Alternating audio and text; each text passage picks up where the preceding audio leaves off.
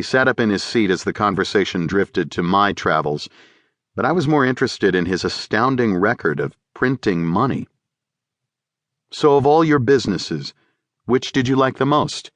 The answer took less than a second of thought. None of them. He explained that he had spent more than 30 years with people he didn't like to buy things he didn't need. Life had become a succession of trophy wives. He was on lucky number 3, expensive cars and other empty bragging rights. Mark was one of the living dead. This is exactly where we don't want to end up. Apples and oranges. A comparison. So, what makes the difference?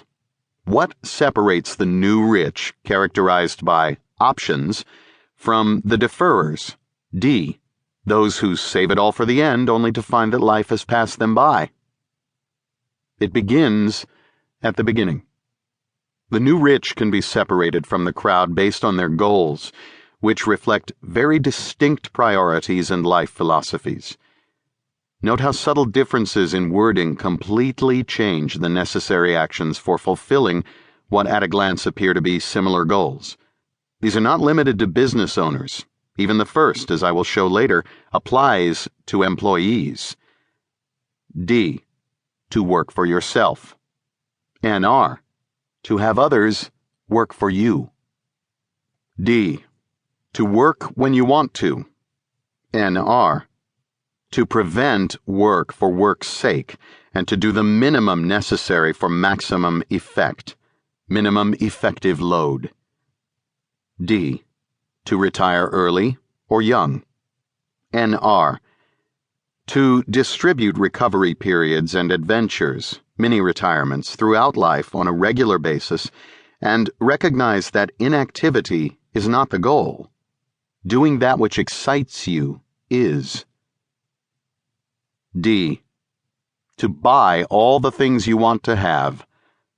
NR, to do all the things you want to do and be all the things you want to be. If this includes some tools and gadgets, so be it, but they are either means to an end or bonuses, not the focus. D, to be the boss instead of the employee, to be in charge. NR, to be neither the boss nor the employee, but the owner, to own the trains and have someone else ensure they run on time. D, to make a ton of money. NR, to make a ton of money with specific reasons and defined dreams to chase, timelines and steps included. What are you working for? D, to have more. NR, to have more quality and less clutter, to have huge financial reserves but recognize that most material wants are justifications for spending time on the things that don't really matter, including buying things and preparing to buy things. You spent 2 weeks negotiating your new Infiniti with the dealership and got $10,000 off? That's great. Does your life have a purpose? Are you contributing anything useful to this world or just shuffling papers, banging on a keyboard, and coming home to a drunken existence on the weekends? D, to reach the big payoff, whether IPO, acquisition, retirement, or other pot of gold. NR, to think big, but ensure payday comes every day. Cash flow first, big payday second. D, to have freedom from doing that which you dislike. NR, to have freedom from doing that which you dislike, but also the freedom and resolve to pursue your dreams without reverting to work for work's sake, W4W. After years of repetitive work, you will often need to dig hard to find your passions, redefine your dreams, and revive hobbies that you let atrophy to near extinction.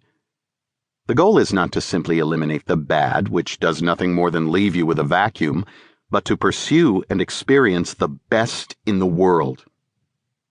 Getting off the wrong train. The first principle is that you must not fool yourself, and you are the easiest person.